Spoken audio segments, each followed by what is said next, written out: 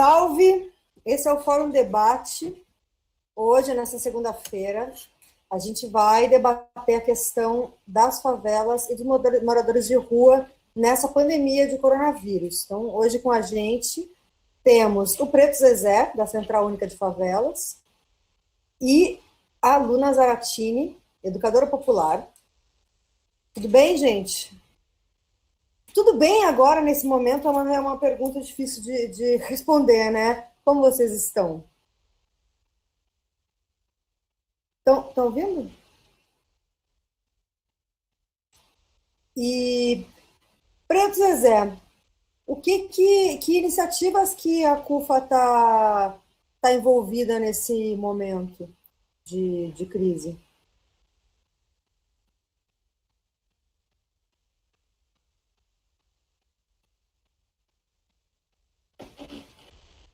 Oi, Preto Zezé, tá me ouvindo?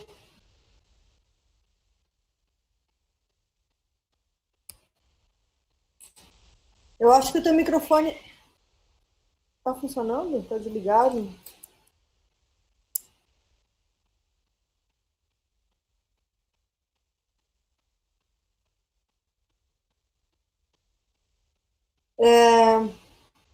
Eu não sei o que aconteceu aqui, mas a gente não tá ouvindo. Só um pouquinho, a gente não tá te ouvindo. A gente tá... Bom.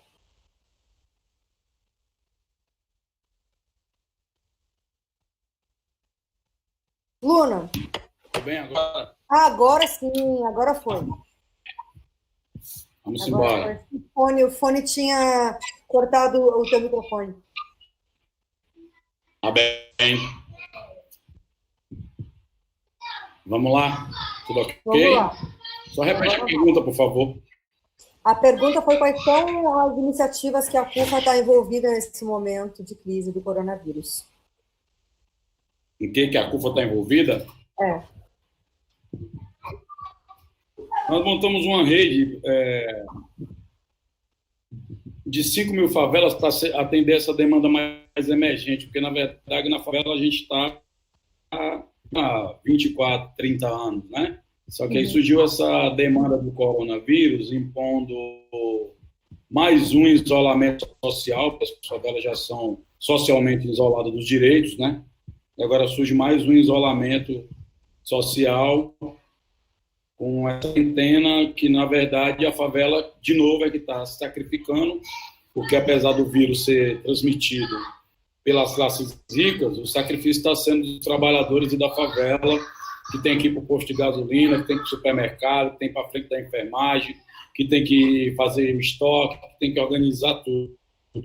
Então, a favela está, mais uma vez, sendo sacrificada. Eu estou falando isso logo, pontuando, porque está todo mundo falando, quando o vírus chegar na favela, vai bombar. Primeiro que não foi a favela que trouxe para cá. Não foi ela que criou, e nem ela que está sendo responsável por esse vírus não ter controle. Pelo contrário, a favela está sendo vítima desse processo. E aí, como diz, nós estamos com 5 favelas conectadas, fazendo a entrega focalizada da doação de alimentos e material higiênico, principalmente voltado para idosos, são um grupo mais vulnerável, e também apoio financeiro para mulheres, mães solteiras, que moram, que têm mais de um filho, moram com idosos. Nós, inclusive, vamos lançar aqui, em primeira mão, eu vou avisar para vocês, o programa Mãe da Favela, que vai ser lançado quarta-feira.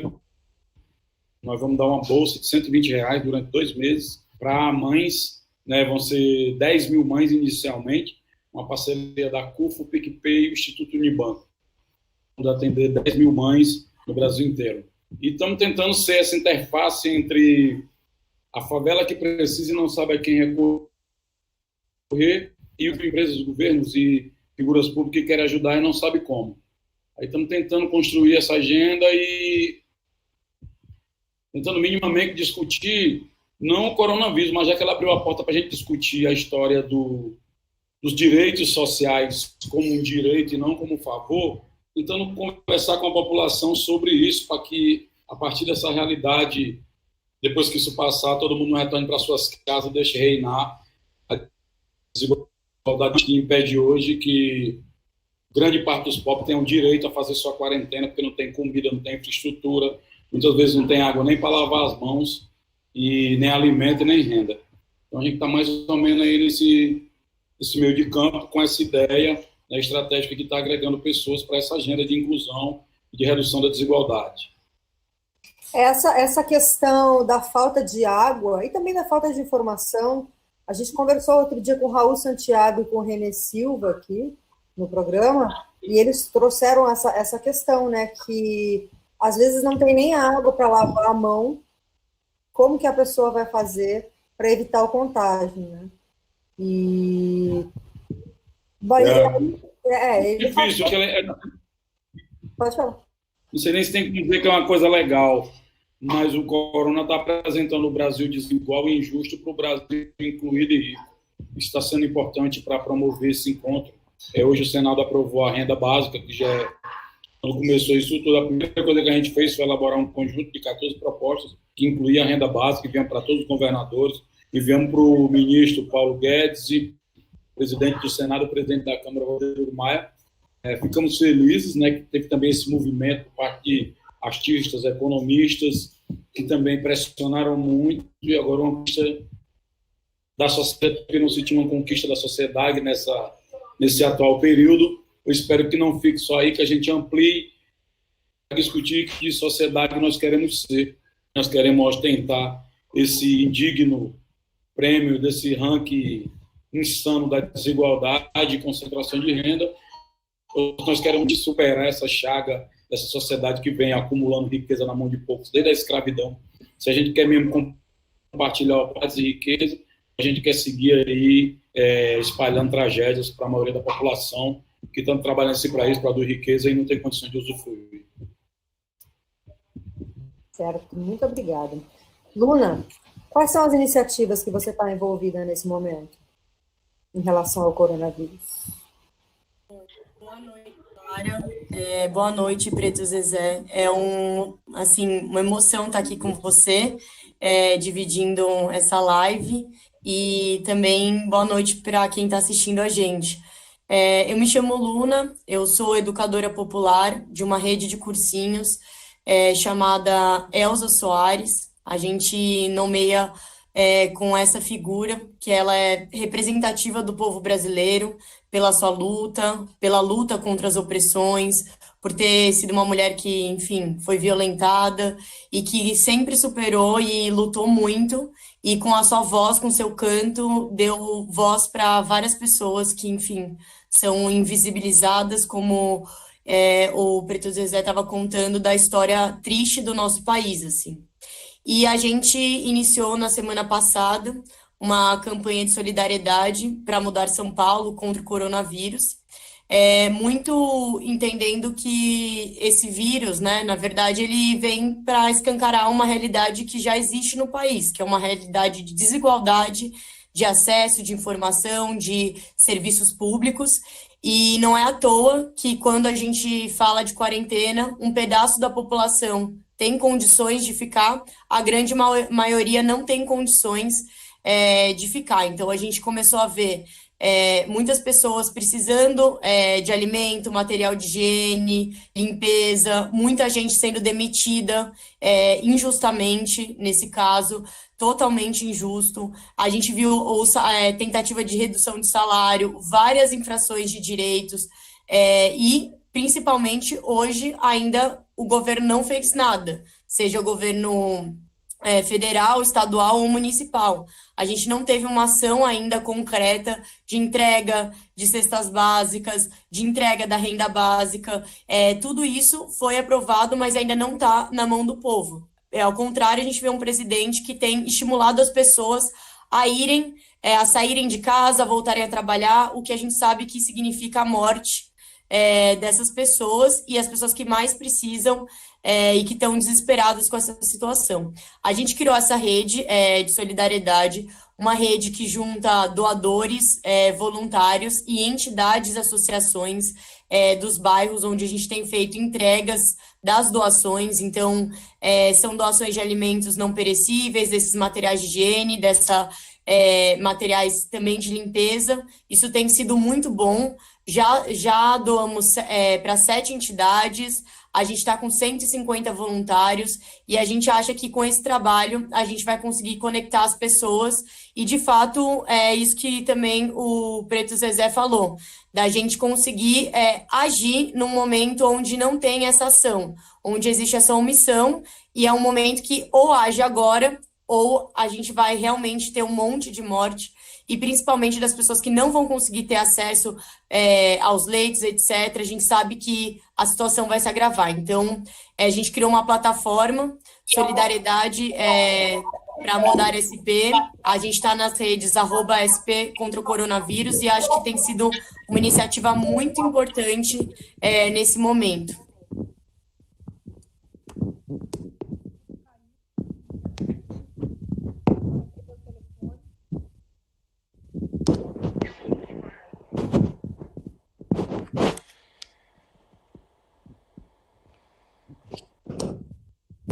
Tudo bem contigo aí, Clara? Estou entrando aqui, vou tentar ajudar a mediação. Oi, a Clara está bem, Preto Zezé, como é que você está, meu amigo? Rapaz, estamos tentando aqui no estado da contaminação, aqui foi em bloco. As eles trouxeram o vírus para cá, foi um bloco carnavalesco. Isso no Ceará, né? O Preto Zezé está no Ceará, não sei se talvez muita gente não saiba. Agora, Preto, eu estava acompanhando aqui, antes de entrar aqui ao vivo, estava acompanhando o papo de vocês. Você dizia que assim as pessoas falam, quando chegar na favela? Não, já chegou de outras maneiras, e esse isolamento tem sido muito pesado também, além de assim, porque o povo da favela tem que sair para trabalhar, tem que organizar, como você disse, o supermercado, tem que botar para funcionar as coisas de primeira necessidade. O povo da favela é segurança pública, é gari, é atendente de balcão, ou seja, essa história de que os caras estão em casa não é exatamente ali, né? Que as pessoas estão ficando em casa. A maior parte está indo trabalhar. Esse ir trabalhar, voltar, pelo que você tem conseguido ouvir de relatos, como é que está sendo isso? Está se conseguindo fazer algum controle?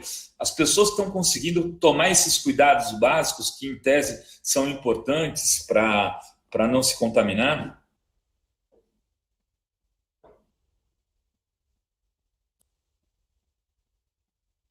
Zezé, acho que você está sem áudio. Você está sem áudio, Zezé. Voltei. Tá bom agora? Agora tá. Pode falar. Cara, eu acho que a comunicação, eu estou alertando isso para os governadores, para os gestores. Eu acho que está comunicando errado para a maioria da população. É tanto que grande parte, no dia 22, que foi o dia do alerta para todo mundo ficar em casa no final de semana, você tinha no Ceará somente 38% das pessoas ficaram em casa segundo o sistema de monitoramento a partir de celular. Você tinha... No Brasil, deu uma média de 48% somente de recolhimento da maioria da população. Porque muita gente não tem informação sobre o que é isso, muita gente não tem condição, muita gente não tem a escolha de poder ficar em casa, talvez até tenha condição, mas não tem escolha. Tem a casa, está lá, mas não tem estocou comida, não tem estoque de dinheiro, como vai ficar? Não tem condição. Então, acho que a comunicação está sendo feita errada. Como ela está sendo feita errada, ela abre um espaço para oportunistas entrarem no desespero do povo por dinheiro e por comida e fazer um discurso suicida de que as pessoas têm que todas ir para a rua porque vai vender, porque isso, porque aquilo. E como não está sendo comunicado e também a comunicação não está vindo com ações imediatas e práticas, você vai tendo abertura para se construir esses entendimentos atravessados. Onde o povo trabalhador, que hoje, inclusive, é o que está sustentando a quarentena, ainda é o povo da favela, desde os caras que estão montando o hospital de campanha, os que estão lavando a rua, os que estão transportando os produtos dos EPI. É nosso povo está aí no sacrifício porque ele já é vítima do isolamento social de direitos antes, né? Então, o que a gente tem percebido é que a comunicação, as pessoas não estão levando a sério, está ficando muito tapar da mídia comercial. A gente está sugerindo, inclusive, nas 14 propostas nossas, a construção de uma rede, e tem que botar dinheiro em comunicação de base, tem vários portais, páginas, sites, Instagrams, das próprias quebradas, por exemplo, que tem mais audiência e legitimidade do que até veículos oficiais. A gente poderia fazer um link disso com os organismos oficiais de saúde, traduzir essa linguagem que as pessoas não entendem. Muitas pessoas não entendem, cara, o que é assintomático. Tem muito termo. Eu vou fazer o debate da Previdência, as pessoas não sabem que o resto. Então, você tem que discutir realmente se a gente quer fazer uma política de massa de prevenção ou não. Estamos fazendo isso, se propondo a fazer isso, por quê? Para diminuir a contenção, porque quando estourar o serviço público, vão colocar a culpa, não é nesse processo, é no SUS. Que ainda está sendo uma válvula de escape para tudo que é coisa. Tem uma pergunta aqui da Saragóis, eu vou passar essa pergunta para você e vou ter que sair daqui a pouco, eu tenho uma entrevista às 9 horas para uma rádio argentina. A Saragóis pergunta o seguinte, se o Camilo Santana se reuniu com você e como é que vai ser lá no Pirambu, que tem, segundo ela, não sei se esses dados são reais, 42 mil pessoas por quilômetro quadrado. Não, o Camilo não reuniu ainda, ele está ainda tomando as medidas econômicas, acho inclusive está sendo feliz. Hoje o Camilo defendeu, inclusive, que a taxação sobre heranças, se esse dinheiro fosse mandado para o combate ao corona, aprovou um pacote de prolongamento de pagamento de taxas de micro e pequenas empresas, renovação, certidões para poder concorrer a licitações, participar de contrato e receber pagamentos. Ele está conseguindo, tentando se antecipar aos fatos, né? Porque aqui nós estamos com um sistema de verificação, talvez por isso está dando um número, inclusive, alto, está até um debate sobre isso, né? Quando está se verificando e está se constatando que tem casos de contágio, então você tem um número maior, porque é um número muito grande de subnotificação, vai. Mas nós já estamos em contato com o secretário da Casa, que é o governador precisa ser interlocutor diretamente conosco, então nós vamos sugerir a eles o que nós estamos chamando de brigadas solidárias. A partir da experiência da CUFA, a gente viu que dá para conectar as pessoas que estão na ponta e fazer uma política de contenção de danos do isolamento e também de danos do contágio do Covid. Que é o quê? Primeiro, uma campanha de informação na base. Segundo, uma campanha de proteção social, com foco nos idosos. A gente está fazendo sinalização de casas, pegando o celular dele, preparando alguém para fazer as compras de remédio, para ir na farmácia, para ir no supermercado, para que ele não saia de casa, isolando aquela área para ninguém ficar ali ao redor, tumultuando, se movimentando. Estamos com foco nas mulheres, mães solteiras, que têm idosos em casa, que têm filho deficiente. Vamos lançar quarta-feira o programa, também para o Camilo agora, para a educação e para assistência, que é um programa de transferência direta de renda de maneira digital, para não ter fila em banco, ser comércio local, dinheiro na mão das mulheres e através de uma plataforma digital e mapeamento dessas mulheres. E aí nós queremos essa brigada fazendo isso, que no futuro vai ter que fazer também a triagem para o cara gripado não ter que ir para a UPA ou posto de saúde, vai ter que saber quem está, identificar, informar as pessoas, para que não estoure o sistema de saúde. Isso tem que ser urgente, não é para quando vir, é agora. Isso tem que ser tão urgente quanto o hospital, porque senão está para no hospital já pensando no estrangulamento, tem que pensar no estrangulamento, reduzir a pressão aqui. Por isso nós vamos sugerir a solidária, porque tem milhões de pessoas fazendo coisa no Brasil inteiro, a CUFA não é a única organização, mas nós estamos muito preocupados com essa demora na chegada das coisas, principalmente da informação, dos alimentos, do dinheiro, e essa burocracia, porque o Estado também tem uma burocracia danada. E para nós está sendo muito empolgante o envolvimento de grande parte do setor privado, tem que fazer esse registro, que para mim está sendo muito pedagógico, muitas vezes até emocionante, porque realmente é tão desigual o Brasil que realmente tem pessoas, quando nós mostramos as fotos de onde a gente faz as entregas de comida, de material higiênico e água, as pessoas perguntam assim,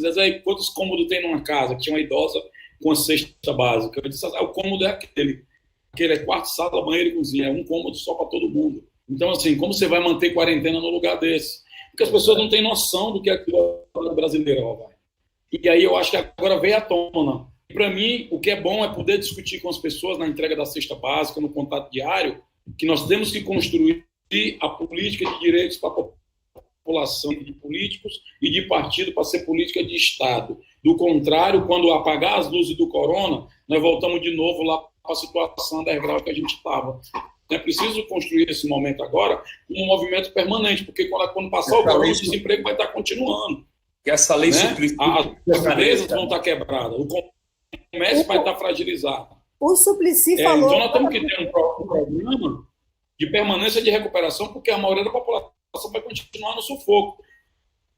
Tá certo. Prefiro que agora a gente tenha parte da economia falida do que uma série de corpos no chão falecidos. Eu vou me despedir aqui, vou deixar a condução para a Clara, que eu entro ao vivo agora, daqui a 2 minutos, num programa gringo aí. E aí, desculpa aí, aluna, nem consegui dialogar com ela, mas você está agora vocês estão em boas mãos de novo. Eu saio e deixo a condução aí para a Clara. Beijo. Valeu, pai. Gente, desculpa, caiu minha internet aqui, tem sido uma constante, mas vamos que vamos. A gente conversou na semana passada com o Suplicy, com o Paulo Teixeira também, Zezé, e eles falaram exatamente a mesma coisa que você falou, né? Que esses programas agora não sejam apenas emergenciais, que eles agora surjam e continuem para trazer uma de, né, que tá faltando para essas famílias. E também quando a gente conversou com o Raul Santiago e o René Silva, eles estavam falando justamente essa questão da comunicação, né? Que as pessoas não têm acesso a né? O que é sintomático, o que é isso. E aí tem a galera mais nova usa muito o Instagram, né? Para se comunicar. Claro, isso quem tem telefone, quem tem, né, já uma certa comunicação ali. Então, criaram um Instagram que chama Corona na Quebrada, com vários cards e essas coisas assim para levar informação de uma maneira acessível, né? Os meninos lá no Rio de Janeiro também estão fazendo faixas para colocar, porque é isso, né? Às vezes a pessoa não tem acesso à internet, não tem nem água em casa, e eles estão fazendo umas faixas para falar que o coronavírus não é brincadeira. Agora, o que eu queria perguntar para vocês dois, tem 2 coisas que eu quero falar, quer dizer, tem várias coisas que eu quero falar, mas tem uma coisa. Vocês acham que esse posicionamento, essa postura do presidente da República, esse asno, influencia nas pessoas saírem de casa quando ele fala que está tudo bem? Porque eu vi e eu conversei com algumas pessoas, né, de periferias, de diversas periferias de São Paulo, tanto de São Paulo quanto de fora daqui, que até ele abrir a boca para dizer que o Brasil devia voltar ao normal, as pessoas ainda estavam com o comércio fechado. Muita gente ouviu essa fala dele e disse, então tá liberado, se o presidente liberou, tá liberado. Vocês sentiram isso também, que aconteceu?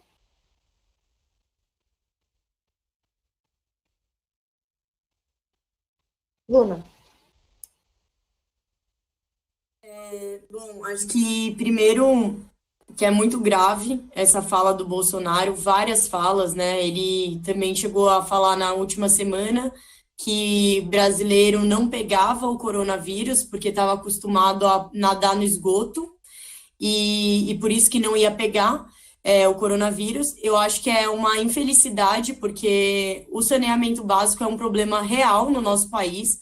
Inclusive, é muito triste, a gente não tem noção dessa desigualdade totalmente, as pessoas não têm noção disso, e ele parece também não ter nenhuma noção.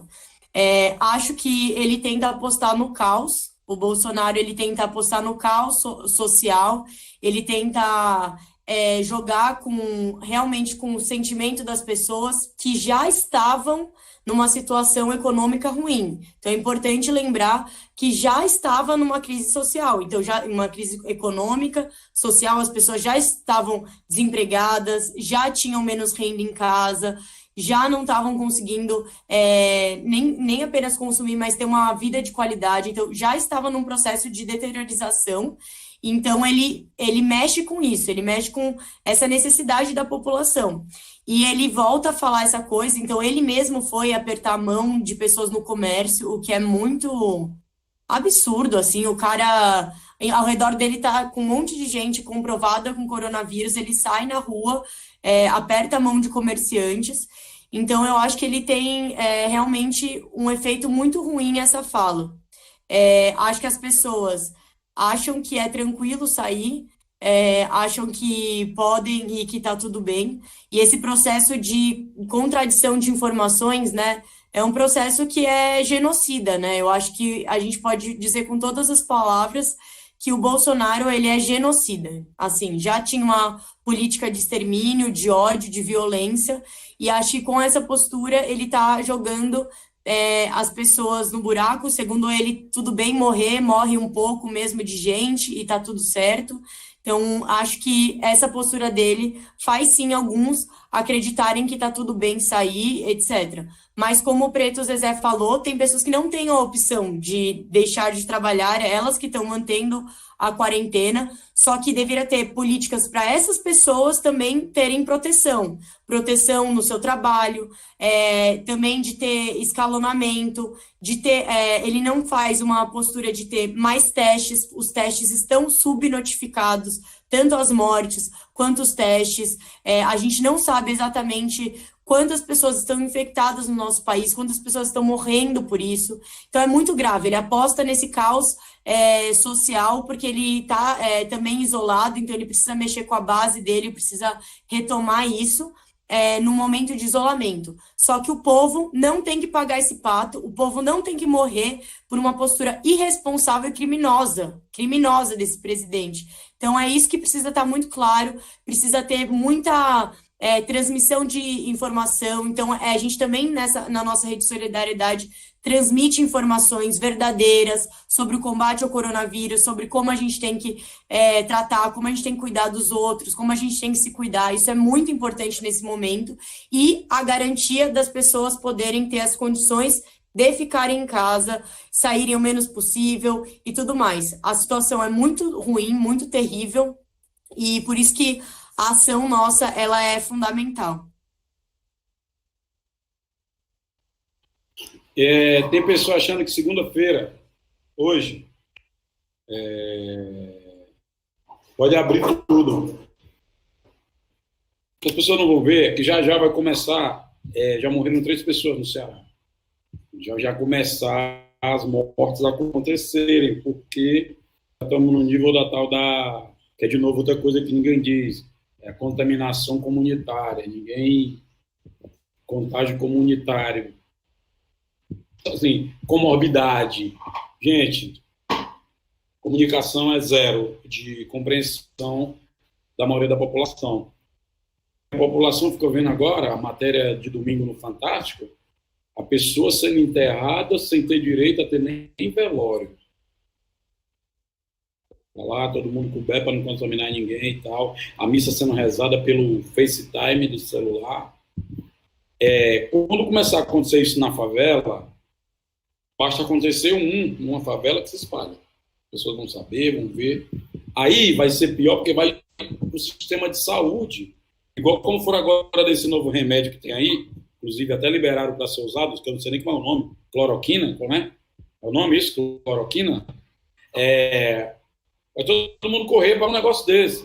Automedicação e tudo mais. Então, assim, é de uma irresponsabilidade. Eu não quero acreditar que ele acredita. Não é possível.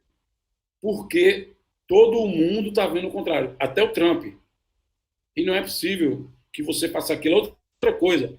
Pode olhar, vocês podem entrar no site dos governadores. O que os empresários estão pedindo aos governadores? Dinheiro, isenção, atraso no pagamento dos impostos que eles devem ao Estado. Em nenhum momento eles falam em ampliar a cobertura de saúde do trabalhador. Em nenhum momento eles falam em ampliar a proteção social do trabalhador. E nenhum momento eu não estou entendendo qual é a lógica desse capitalismo, que se é o trabalhador que produz a riqueza que esses daí acumulam, ele não está preservando a galinha dos ovos de ouro dele. Eu quero saber qual é a lógica. É lógica suicida de todo mundo, é isso mesmo, cara? É uma lógica suicida. Eu não vejo... o trabalhador como alguém descartável, né? Eu acho que é exatamente isso que essas elites veem, o trabalhador como alguém descartável que vai morrer e vai vir outro porque está todo mundo desesperado para o trabalho, né? Mas o problema é que aí não vai vir outro, vai vir um bocado de gente contagiado, vai ter um bocado de gente de coronavírus, não vai vir outro. Pois é. O Estado vai ficar sem condições de segurar um, não vai ter economia para bancar, porque não tem receita, não tem economia acontecendo para ele arrecadar. É uma lógica, é sem sentido. Que lógica é essa que se está pensando de economia, onde se prefere um monte de falecido do que uma economia que a gente pode recuperar depois? Fazendo escolha por caixões, um atrás do outro, filas de caixões. É política de necrotério, é isso? É política funerária, essa lógica?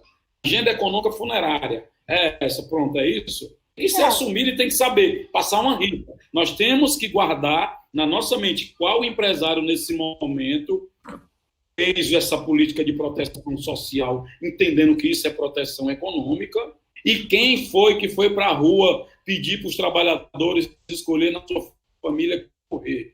Isso nós temos que lembrar. Sabe para quê? Para daqui a pouco, quando isso passar, a gente saber quanto que o governo vai dar para essas empresas. Vão proteger a vida do trabalhador. Quanto que essas empresas e quais marcas vão querer se relacionar com o trabalhador depois, porque aí não é questão de mágoa nem rancor, não. Nós temos boa... Está todo mundo anotado. Não pode mais ser uma política daqui. O corona também vai deixar alguns legados. Um deles nós não aceitaremos mais, está registrado, uma lógica de empresa que está querendo que o trabalhador morra para o cara ter o lucro. Isso é uma economia funerária da escola do Roberto Injustos. Exatamente. Esses empresários aí estão aí falando, enchendo a boca para falar. Pode morrer 7 a 10 mil, que para eles não faz diferença. Agora, claro que as periferias vão sofrer mais, mas esses caras não estão entendendo que quando o sistema de saúde explodir mesmo, quando não tiver mais lugar, não vai ter lugar para eles também, né? Espero que não tenha mesmo para eles. Vai ter, ó. Esse bairro aí, Pirambu, que a menina falou, a Sara Góes, beijo para ela, eu fiquei com medo de falar, porque eu não sabia se era a mesma que eu tinha conhecido aqui durante o Carnaval de Rua, é a mesma, beijão, Sara. Tem 400 mil pessoas, que são um conjunto de 9 favelas, a grande Pirambu. Se todo mundo de lá vai para dentro do negócio, os leitos agora do hospital de emergência aqui, tem 240 e pouco leitos, não vai dar para quem quer. Oh, meu Deus, coisa fofa. Então não vai ter quem aguente. Esse sistema, os caras não estão fazendo essa conta, não. O Estado não vai ter como socorrer. E se numa situação dessa, os governadores estão considerando, estão pedindo os empresários terem calma e paciência, grande parte desses empresários, inclusive, que estão em programas de desenvolvimento industrial, de isenção de ICMS, eles estão há anos pegando dinheiro público para manter as suas empresas. Será que eles não podem passar 6 meses, não? Vão quebrar tudo, é isso? Eu estou com pena do pequeno, cara. Do cara que vende açaí, da mulher que vende marmita, do cara que está vendendo o churrasquinho vizinho ao campo de futebol, do outro que está com a hamburgueria. Eu estou com pena desse. Esse daí quebrou. O vírus vai atingir a saúde, é só o terceiro andar da tragédia, o coroamento da tragédia. Esse pequeno já entrou agora. E ele não está tendo atenção de nada até agora. De nada. É exatamente isso que está acontecendo. No nosso chat aí, a Valéria Torres disse que a Câmara Municipal do Rio de Janeiro rejeitou hoje uma PL que tinha como objetivo criar um plano emergencial de acolhimento à população em situação de rua diante da pandemia. Quer dizer, rejeitou, né, mais uma vez essa política de morte, né? Que é a famosa necropolítica, que é isso, que é... Eu tenho a impressão que tem um caráter higienista, isso, de certa forma, acho que é meio isso, assim, os pobres que se fodam, é isso que eles estão dizendo, quando eles não aprovam uma política para a população de rua, quando eles não pensam no pequeno, né, empreendedor que tem o seu salão, o seu negócio de marmita, que está tudo fechado, né? Então tá complicadíssimo. Luna, eu queria trazer uma questão aqui, que o Zezé falou antes, sobre o auxílio, né, a mulheres que estão em casa, estão cuidando ali, estão tendo, na verdade, mais trabalho, né? Isso também foi tema de um outro debate nosso aqui, que as mulheres estão muito sobrecarregadas, né? Porque os filhos estão sem escola, elas estão em casa, aí estão, de repente, com o sogro doente em casa, então ela fica muito sobrecarregada, né? Que políticas poderiam ser pensadas para essas mulheres, além dessa ajuda na renda? Primeiro, é muito importante a gente debater a questão das mulheres, porque a gente sabe que a maioria das famílias, quem é o chefe de família, na verdade, são as mulheres, né? Então, que tem tocado a casa, que tem cuidado dos filhos, que tem saído para trabalhar, dupla, tripla, quádrupla jornada de trabalho, e com certeza isso recai sobre as mulheres. Também tem um dado muito triste de aumento da violência doméstica nesses tempos de coronavírus. Então, é algo que, enfim, as desigualdades, elas se mantêm, elas não nasceram ontem, não surgiram ontem, não começaram ontem com o coronavírus, mas agora a gente está conseguindo fazer alguns debates até mais profundos sobre esses temas, assim. Então, é muito triste essa situação das mulheres nesse momento. Acho que a renda é uma coisa que sim ajuda. Também ter um sistema onde as mulheres consigam falar sobre isso, então fazer essas reclamações por telefone para também não ter que sair, etc. Acho que é muito delicada toda a situação, mas deveria ter uma conscientização muito grande, um trabalho de informação, tudo mais. Isso é bem necessário, assim. E é isso, acho que as famílias continuam tocando uma coisa que já acontecia, então, que é a divisão desigual dos trabalhos domésticos. Isso é muito ruim. A questão das crianças é muito séria também, porque a escola tem merenda, né, além das aulas, etc., e é muito importante para essas crianças, principalmente da rede estadual, municipal. E quando tem a quarentena e não tem a distribuição da merenda, quando isso não é organizado de fato, a gente está dizendo que tem um monte de criança que também não está se alimentando. Então, a distribuição de merenda, de cesta básica, desses produtos, deveria ser organizado também pelo Estado, porque a escola ela cumpre também essa questão da assistência social. Infelizmente, é uma realidade. Muitas crianças vão para a escola para poder se alimentar, porque não tem esse alimento em casa. Então, é muito sério a não resposta, né, a omissão dos governos, a não prontidão. O Bolsonaro, os governos, principalmente o Bolsonaro, está indo na contramão do mundo. Quando o Preto Zezé fala da questão do Trump, o Trump declarou quarentena, gente.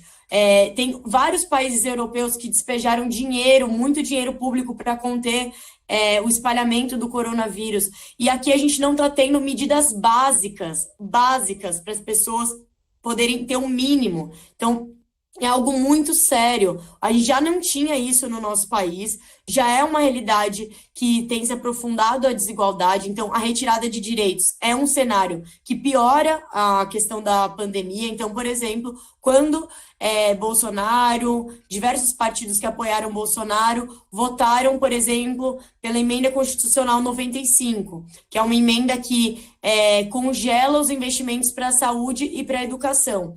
Como esperar que a gente tenha um sistema de saúde que consiga dar consequência para as demandas da população? Como esperar um sistema educacional que dê consequência para as demandas da população? E isso se agrava quando tem mais gente precisando desse sistema, porque hoje vão querer culpar o SUS. Então, eu concordo plenamente também, novamente, com a fala do Preto Zezé. Eles vão querer culpar o SUS, mas não é a culpa, é o SUS. A culpa não é o SUS, a culpa é deles próprios que negam esse investimento. E o judiciário já deu o recado para o Bolsonaro. Falou, a gente libera um fundo que você pode usar para combater o coronavírus. Então, não é que não falta dinheiro no nosso país. Tem dinheiro. A questão é que não tem uma decisão política de salvar a população. Então, e aí, quem a gente está discutindo nisso, novamente, são as pessoas que estão nas periferias. são as pessoas que estão precisando disso, é sobre essas pessoas que a gente está falando. Então, é muito, muito ruim o que está acontecendo, é muito sério. As ações de solidariedade, de doações ajudam, mas é óbvio que não é suficiente, porque são muitas pessoas nessa situação. Aqui em São Paulo, que é o estado mais atingido e a cidade mais atingida, está calamitoso. Então é isso, a gente não sabe nem dizer quem está infectado, quem não está. E as pessoas começam a querer sair de casa de novo porque a gente tem um presidente que estimula isso nelas, né? Mas estimula para o suicídio, para a morte. E é sobre isso que a gente tem que falar agora, sobre a vida, sobre defender a vida. Isso é um valor que para o Bolsonaro nunca teve acima dos interesses dele, né? Dos interesses dele permanecer no poder e tudo mais. Então, é muito importante toda essa ajuda de renda, esse auxílio também do governo, de orientação, isso é muito importante. Essa questão dos serviços que auxiliam também, que ajudam também nessa divisão do trabalho doméstico, isso é muito importante. Então, é necessário ação do governo, é necessário ação imediata. Do Bolsonaro não vai vir nada, né? Mais uma coisa que eu queria falar em relação a essa questão das mulheres, ele declarou, né, exatamente nessas palavras, tem mulher apanhando em casa, por que isso? Em casa que falta pão, todos brigam e ninguém tem razão. E como acaba isso? Quer dizer, ele está culpando o isolamento social pela violência doméstica. É um argumento tão falacioso e tão burro, né?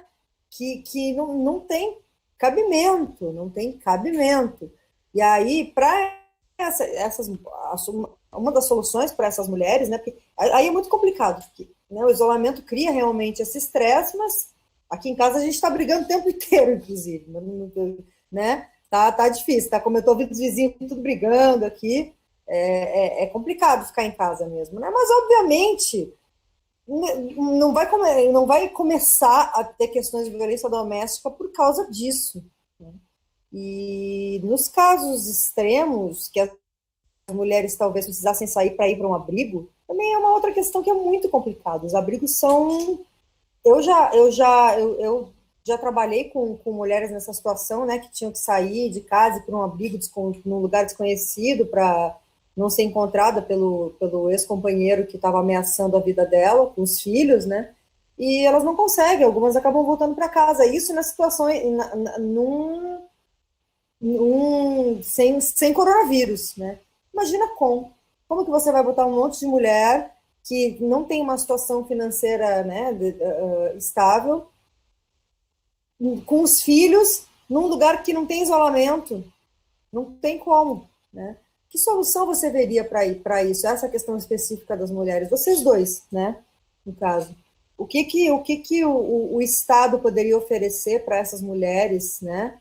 Essas mulheres mais pobres que não tem para onde ir com os filhos e precisariam sair de casa, porque aí, né? Ele fala, ou morre de fome ou morre de doença, mas no caso da mulher, ou ela morre pelas mãos do companheiro, né? Ainda tem mais essa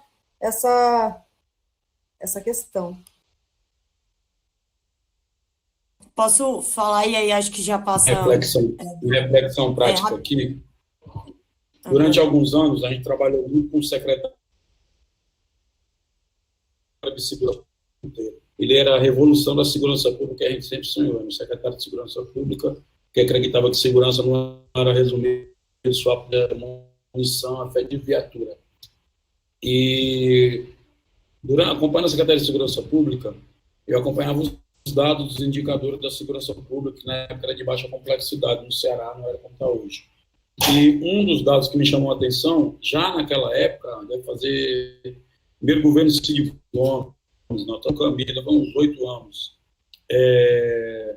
tinha um dado chamado embriaguez e desordem, que ele disparava o 190 da Polícia Militar, e é mais ou menos um evento do Fórum Brasileiro de Segurança Pública, era mais ou menos a mesma média no país todo, e sexta-feira, a partir das 6 horas da tarde, até segunda-feira, 6 horas da manhã, 5 horas da manhã, esse número é ligado, responde a 60% da zero. Quando eu fui mergulhar nesse dado, que eu achei curioso, que era uma embriaguez de desordem, o cara bêbado e tal, faz desordem, Sabe o que era? A maioria, mais de 90% quase, era o cara bêbado em casa, batendo nas crianças e na mulher.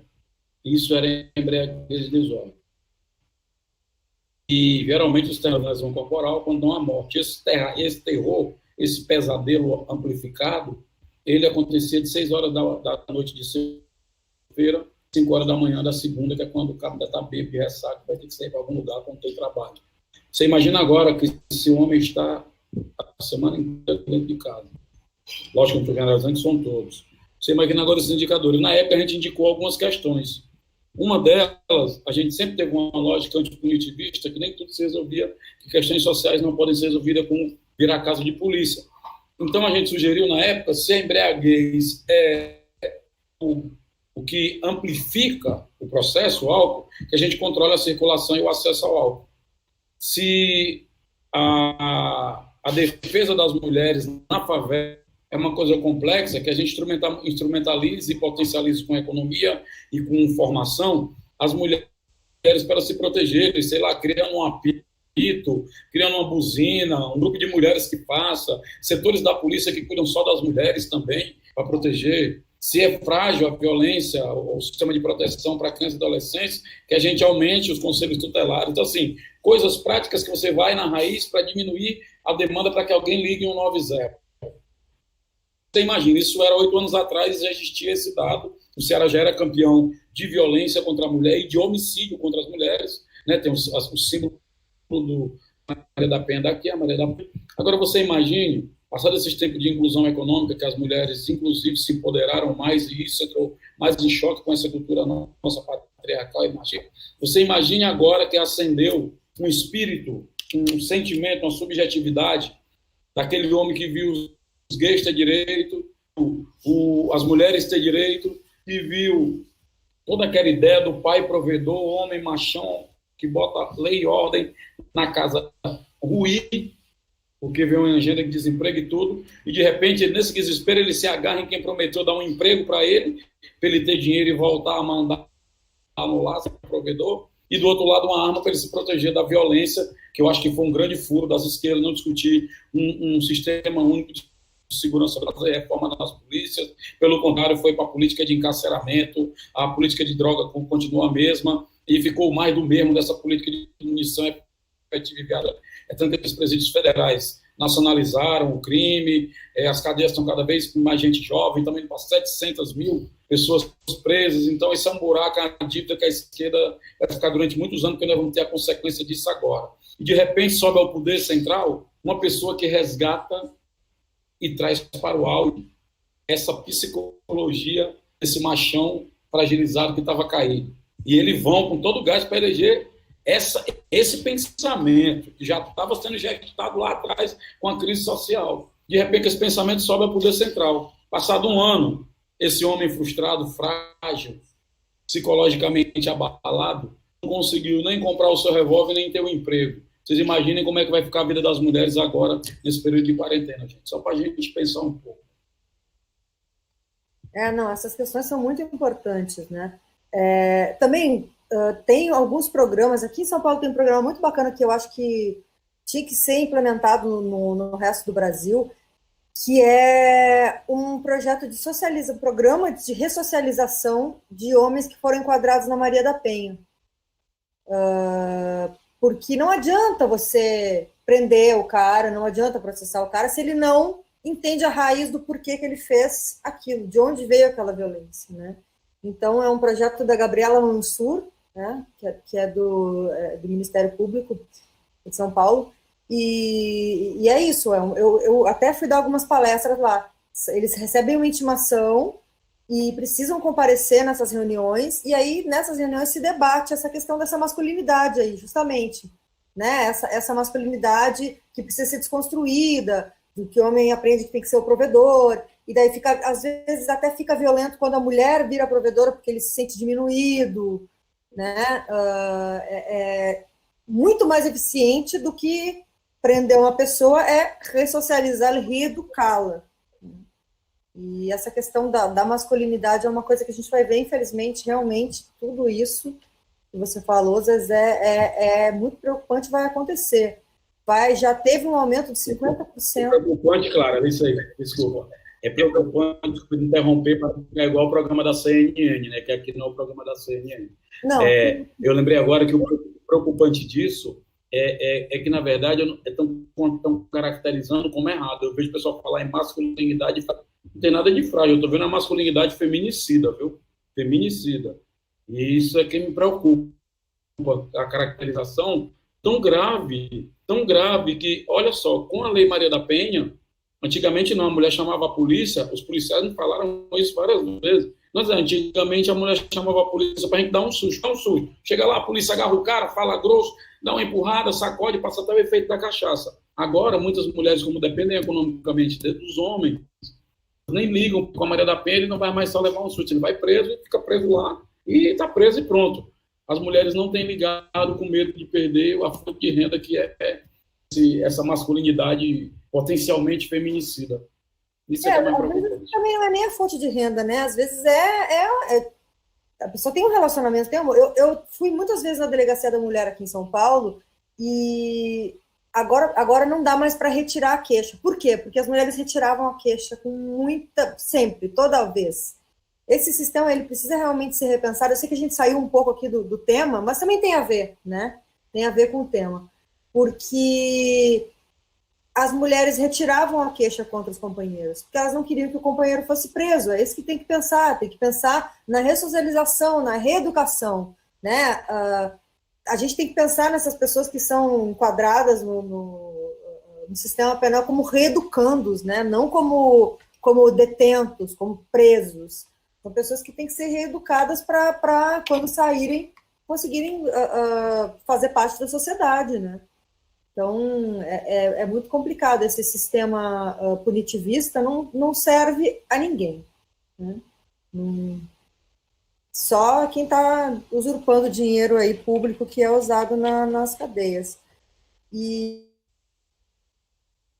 eu queria também trazer uma questão que não é exatamente o assunto que a gente vai falar hoje, mas é uma coisa que eu venho pensando muito, que é a questão do coronavírus dentro do sistema carcerário, né?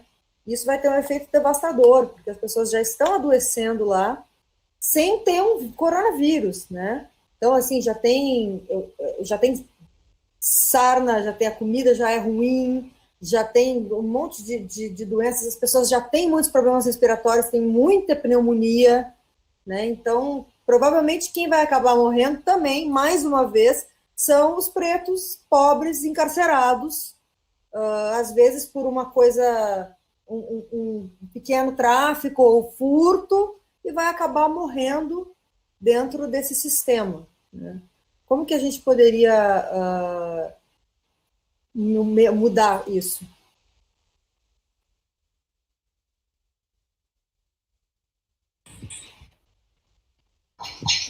Vai, Luna. Bom, vamos lá. Não, a situação Essa pauta chegou para a gente, né?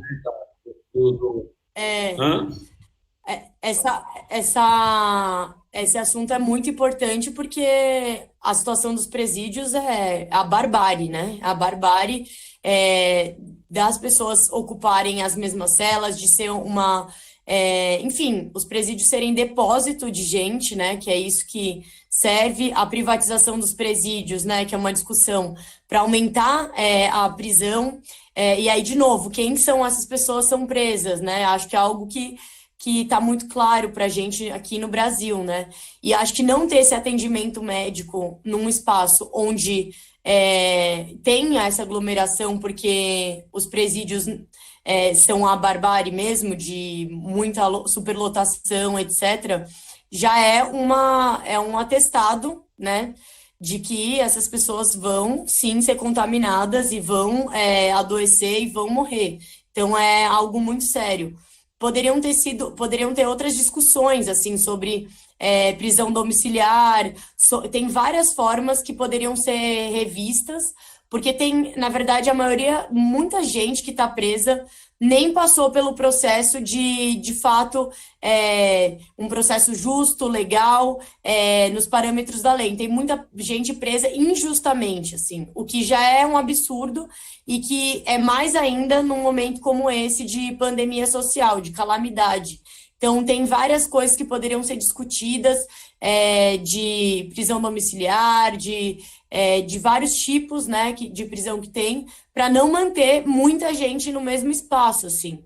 E aí tem essa coisa, teve, né, esse momento dos motins, a gente já viveu isso, tem muitas discussões que estão acontecendo. Acho que a segurança pública é um debate muito sério também no nosso país. Tem várias coisas, né? A gente estava falando agora do machismo, a gente estava falando do racismo. Tem várias coisas que a gente passa, né? E que a gente não leva a sério, a gente não vai de frente. São várias instituições, e acho que a instituição do racismo é algo que a gente nunca levou a sério no nosso país.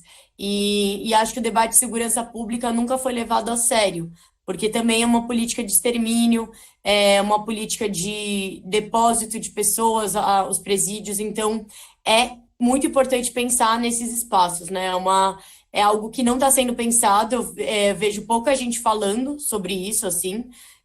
A mídia também não toca muito nesse assunto porque não tem muito interesse, né? Até porque as pessoas não têm direitos, né? Então, eles acham que as pessoas não têm direitos porque elas estão presas, que elas não são humanas, que elas não são pessoas e que elas não podem ser ressocializadas. Então, essa lógica punitivista na verdade, uma lógica que tem classe, que tem cor, que tem um objetivo de controle da população. Quando eu queria só um ponto antes de passar para o Preto Zezé, que eu estava vendo algumas coletivas de imprensa do Dória, né, que todo dia ele tem feito, né, então com muita frequência. E aí, numa das coletivas de imprensa, ele falou assim: as pessoas têm que ficar em casa, tem que acabar o baile funk. Tem que acabar o baile funk, tem que acabar o baile funk. Como se só o baile funk fosse uma expressão cultural de aglomeração de pessoas, como se só esse fosse o problema. Então, existe uma criminalização totalmente, assim, e acho que isso reverbera no nosso sistema penitenciário. Então, é importante pensar medidas que sejam de fato concretas para esses espaços também, porque as pessoas vão adoecer e as pessoas vão morrer caso nada seja feito. Tem que ter medidas. O presídio é mais sabe quantas pessoas tem lá, já sabe o espaço delimitado, ele não vai crescer, é tudo mesmo. Então você sabe o que você tem lá. Lá você tem um setor de saúde, tem banheiro, privada, tudo lá. Quantos presos estão presos, é fácil de controlar. Então, a primeira coisa era pegar os crimileves que nem foram julgados ainda e deixar na rua. Taca a tornozeleira, R$100 na tornozeleira, pô. 250.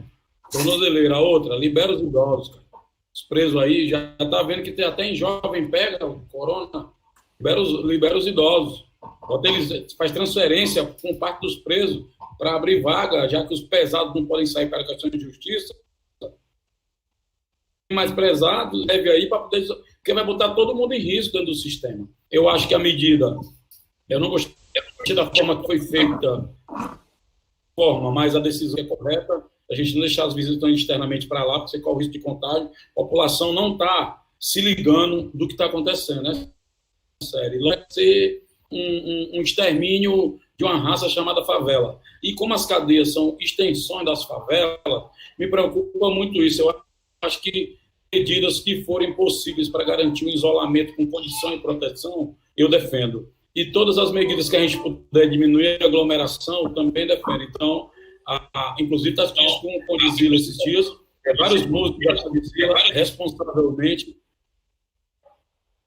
gravaram vídeos pedindo para a galera não ir para o baile, não ir para o fluxo, está corretíssimo isso, não tem que ter movimentação, principalmente da galera jovem, que está achando que não pega, que vai sobreviver, porque não é público-alvo, mas vocês, amiguinhos, vocês serão os hospedeiros, serão os transmissores disso, para o seu tio, para a sua avó, para quem gosta de você, os mais antigos. Tem que ter essa responsa aí. Vai precisar a polícia ir lá parar o baile.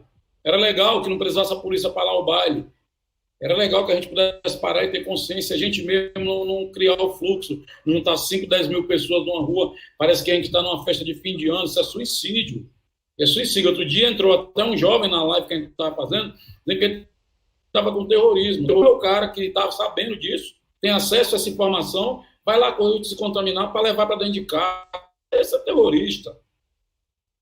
Leva enquanto o terrorista bomba e leva explode um monte de gente, você que está fazendo aglomeração, o seu pagode, o seu churrasquinho, o seu baile funk, você está contribuindo para espalhar o coronavírus. Nós temos que ter um alinhamento, gente, em algum momento. Todas as questões aí que eu tenho contra Estado punitivista, Estado policial, as questões ideológicas políticas, nesse momento, quem tiver numa agenda comum de proteger a maioria do contágio do vírus, pode mostrar essa agenda que nós estamos dentro, porque não é possível, gente.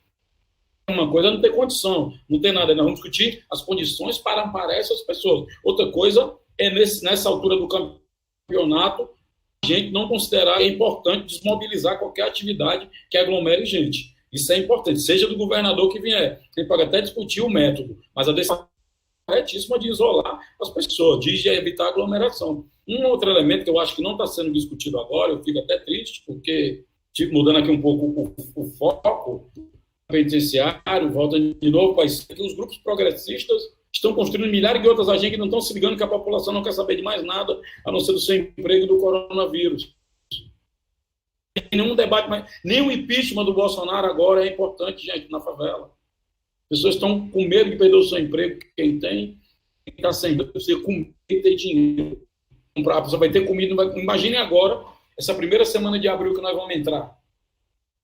Um bocado de pobres vão receber o dinheiro e vão correr para o supermercado. Já tem um bocado de gente de dinheiro de antes que está comprando tudo, água, álcool em gel, comida, estocando, com a guerra. E não se iludam, isso não vai durar 15 dias, gente. Lamento dizer, não vai durar 15 dias. Pode se preparar para mais 60 dias, porque eu não sou maluco, aderir uma ideia daqui a 15 dias da gente abrir o comércio e um monte de gente lá pegar a doença e trazer para matar os nossos avós, os nossos pais, pessoas mais velhas, e agora as pessoas que estão morrendo no Brasil, pessoas jovens. Inclusive está se discutindo no campo da ciência que o vírus pode sofrer mutação no Brasil e se rejuvenescer. Já está morrendo um monte de gente jovem. Nós estamos esperando o quê? Chegar no nível da Itália, nós temos uma chance única de ver pelo retrovisor o que aconteceu com todo mundo.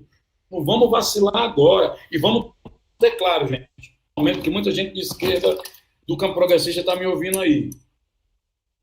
A gente tem que ter clareza que, nesse momento, nós vamos ter que jogar um pouquinho de lado muitas coisas que nós estamos discutindo politicamente, muitas coisas, inclusive, que estão só na nossa bolha, que só a gente entende, que só a gente sabe falar esse dialeto, para entender que num país desigual que nem o Brasil, de 14 milhões de desempregados, de 40 milhões na informalidade, 77 milhões das pessoas dependendo de programa de renda mínima de miséria, não é prioridade tirar o Bolsonaro agora. Me desculpa dizer para você, gente. Nem como palavra de ordem política e agitação isso funciona, desculpa. A gente devia agora, todas as centrais, movimento, está levando cesta básica para a periferia, para pelo menos demonstrar nossa sensibilidade e compaixão com os nossos iguais do ponto de vista de classe. Nós devíamos agora estar fazendo um movimento de mobilizações dos nossos parlamentares, inclusive, ao invés de ficar debatendo, reduzir o salário, começar a pegar dinheiro do seu bolso, reduza você mesmo e como cesta básica e mande para a sua base, distribuir lá na periferia, para comprar o dinheiro do gás, para botar dinheiro na mão das pessoas. A gente devia ter isso como prioridade se quiser refazer o divórcio que grande parte da população que votou 4 eleições no campo progressista possa retomar esse diálogo. Do contrário, não vamos ficar fazendo isso aqui em cima e a maioria da população lá embaixo não vai estar entendendo nada porque está preocupada em comer. Você não está entendendo. A gente foi entregar a cesta básica, eu tinha que ver para parecer que a pessoa escrito, gente, vai estar vendo Deus. A pessoa vê a cesta básica, a pessoa chora, a gente chora. Onde a gente chegou com cesta básica, a pessoa chorava, pessoal. Ou você, no momento, a única forma da gente começar a retomar esse diálogo devagar e com calma, é ser solidário e ter compaixão com os nossos iguais. E nesse momento, me desculpe, vou juntar com o Rodrigo Maia para garantir renda mínima, eu vou juntar com os empresários que quiser botar cesta básica na periferia, eu vou juntar com os empresários que quiser garantir proteção social para os trabalhadores, eu vou juntar com as pequenas empresas que estão mandando trabalhador para casa e com as grandes também, mas não estão descontando salário, vou me juntar com a Luísa Trajano. Tem que ter um movimento, gente, de agregação para a gente trazer. Olha só, politicamente nunca teve tão em alta a agenda que sempre nós defendemos. Tá, ó, eu estou vendo debate e tem que descer. Lógico, para não discutir a fome, o programa, ou renda mínima. O Suplicy começou isso quando tudo era mato. E nós não estamos vendo ninguém do campo progressista capitanear. E eu não vejo uma cara progressista que conta na mídia disso, nas redes sociais com isso. E ainda bem que surgiu um movimento de artistas, de economistas. Eu estava até falando isso com a Debolho, com a Tati, com o Marcelo Medeiros. Assim, que bom que surgiu, de novo, um movimento da sociedade que não vem aparelhado pelo política eleitoral dos nossos candidatos. A sociedade voltou a pautar a política e não o contrário. Isso é muito positivo, gente. A nossa agenda está aí, vai vir ampliação do SUS, vai vir taxação de fortuna, lucro e dividendo, vai vir um monte de debate, mas nesse momento, entre atuando no país, porque tem Bolsonaro e tem Petralha dentro do ônibus pegando coronavírus. Tem Bolsonaro e tem Petralha de classe média que está morrendo nos seus hospitais de plano de saúde da Unimed e dos hospitais ricos. Quer ver uma reflexão? No dia que o presidente se pronunciou, dizendo que era uma gripezinha e tudo, sabe o que eu pensei, cara? Depois do dia todinho nesse corre de arrumar ajuda para a galera na favela, pensei o que estavam sentindo, porque morreu muita gente rica, o que estava sentindo aquele cara rico que votou, ouvindo o presidente dele dizer para ele, é só uma gripezinha, ele tendo acabado de enterrar o seu parente sem direito a velório. Então, assim, existe uma comoção na sociedade, existe um campo super fértil para discutir uma agenda de combate à desigualdade, de inversão dessa agenda insana da austeridade, essa agenda suicida, necrotérica, essa agenda funerária de esvaziamento de política pública do Estado, e nós estamos botando outras asinhas no assunto para falar sozinho, para ficar falando para nós mesmos. Eu fiquei agoniado. Por isso que às vezes eu até me recuso em alguns espaços. Eu fico agoniado, desesperado, quando eu vejo a nossa agenda pautada. Todo mundo, eu vi do Armínio Fraga, eu vi Miriam Leitão, eu vi sempre pessoas que tinham uma divergência sobre a nossa agenda do ponto de vista de Estado, de políticas sociais, divergência do ponto de vista da agenda econômica, que estão agora defendendo essa agenda. Então, a agenda, nós estamos brigando desde quando tudo era mato, desde quando ninguém falava, como nós vamos abrir mão dela? Nunca. Pode olhar, as 14 propostas no site da CUFA, está tudo lá, é tudo que a gente sempre defendeu. Estado máximo para o povo e mínimo para as corporações. Vai vir esse debate, resgatar o Estado da mão das corporações. É isso, às vezes eu me empolgo, eu falo para cacete. Não, mas é isso. Mas é mais exceções. Estou fazendo uma entre nós, tá?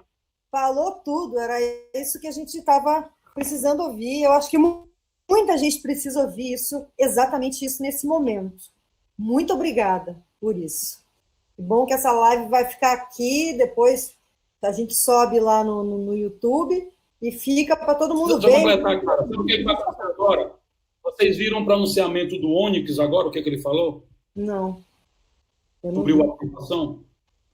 Aprovarem no Senado, ele estava dando uma coletiva. O ministro falou que ainda vai ter uma série de passos para isso.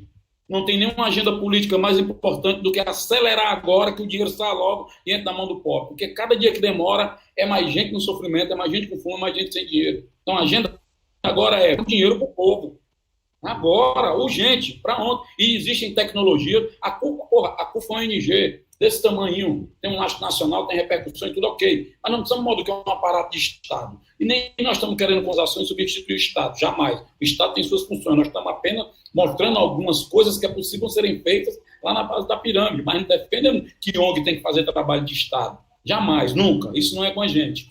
Mas é preciso ver uma instituição do tamanho da CUFA junto com um fundo de um instituto, de um banco, com uma plataforma digital e vai entregar lá na ponta dinheiro na mão da mulher solteira, mãe de 2 filhos, com idoso em casa, com filho deficiente, em áreas de menor, em áreas de mulheres que não estão nem em programa. Através de dinheiro digital não vai ter fila para aglomerar gente para pegar vírus, não vai pegar em dinheiro para ter isso, pegar vírus, vai botar esse dinheiro no comércio local, porque cada um vai ter o seu QR Code lá, todo mundo tem celular nesses lugares, se não tiver vai ter um voucher que leva lá no comércio, o comércio reconhece. Não é possível que o Estado brasileiro não faça. Não venham me dizer que é por causa de burocracia, de sistema e que não dá tempo. Não venham me dizer, isso não cola. Hoje não cola mais. Então, se nós estamos fazendo, estamos desse tamanho, e vamos atingir, no dia 15 de abril, 10 mil mulheres, como que o Estado brasileiro não consegue? Eu fico feliz, inclusive, de que alguns secretários e algum... Tipo, a gente teve reunião, sabe com o quê? Secretário de Educação do Estado de São Paulo, para fazer o repasse do dinheiro da alimentação para os estudantes da rede estadual. Isso nós temos que fazer, gente, agenda concreta. Assim, a gente volta a ter pelo menos o entendimento do povo de que nós estamos do lado dele, e não só da roubalheira e da desgraça, como pregou-se, e agora tudo que fala em esquerda é isso. Não, porque eu estou sendo cara de esquerda, só não sou alienado nem doido, nem vou ficar na minha bolinha falando para um monte de convertido, que não quer ninguém. A gente fica numa masturbação enlouquecida e o pior, sem gozo. É isso. Gente, acho que vamos encerrando. Muito obrigada. Muito obrigada, Luna, por topar assim em cima. Muito obrigada, Zezé. Foi um prazer. Vamos ver se na próxima o Padre Júlio aparece, né, que ele está fazendo um trabalho muito importante aqui em São Paulo, com a população de rua, né, daqui. Eles conseguiram instalar umas pias para a galera conseguir lavar a mão na rua. Isso foi incrível, assim. Eu tive com o Padre Júlio a última semana e ele fez muitos questionamentos em relação à prefeitura sobre os abrigos, sobre as condições de cuidado. Então, assim, de verdade me inspirou muito. Ele é um cara sensacional. Pena que a gente não está aqui com ele, mas com certeza ele está ajudando um monte de gente. Então, um beijo grande para ele, mas espero que ele venha logo aqui, né? Ele é uma figura incrível, né? Não, inclusive ele não deve estar aqui porque ele deve estar ajudando pessoas nesse momento, né? Deve estar, a paróquia lá está muito movimentada e que bom, você está recebendo muita doação também lá, e já é um lugar que as pessoas, né, em situação de rua sabem que podem ir, que podem contar, então o trabalho dele é essencial também. Muito obrigada, gente. Muito obrigada quem assistiu até aqui. Deixem o like aí no vídeo. Espalhem esse vídeo para todos. Todo mundo precisa ouvir o que foi dito aqui hoje por esses dois convidados maravilhosos. Muito obrigada, gente. Até a próxima. Obrigado e até a próxima. E aproveita e continue participando da campanha do ano comida, do ano material higiênico. Avisando que lá tem gente de todo jeito, viu, Clara e Luna? Lá, inclusive, agora eu recebi até a última mensagem de uma mulher falando assim: eu sei que vocês gostam do Lula e eu sou Bolsonaro, mas eu quero doar, que eu tô com algo desse maluco. Então, assim, gente, é uma agenda que está desconstruindo de valores. Então, por que a gente vai em outro caminho, vai nesse de entendimentos, dando de um caminho aí de costura de novo, de repactuação do país e dos entendimentos? Vamos tentar aproveitar esse caminho agora que está mexendo com as nossas emoções, com o nosso tempo, que a gente está mais recolhido, não tem que ficar naquela loja produtivista. Vamos abrir o coração, diminuir a velocidade, ir para uma agenda mais próxima de compaixão, de solidariedade. O caminho está indo por aí, ele vai se mostrar, já é um caminho bacana para nós. Obrigada, Clara. Obrigada, Preto Zezé. Obrigada, gente. Valeu. Valeu, queridos. Até a próxima. Seguimos na luta.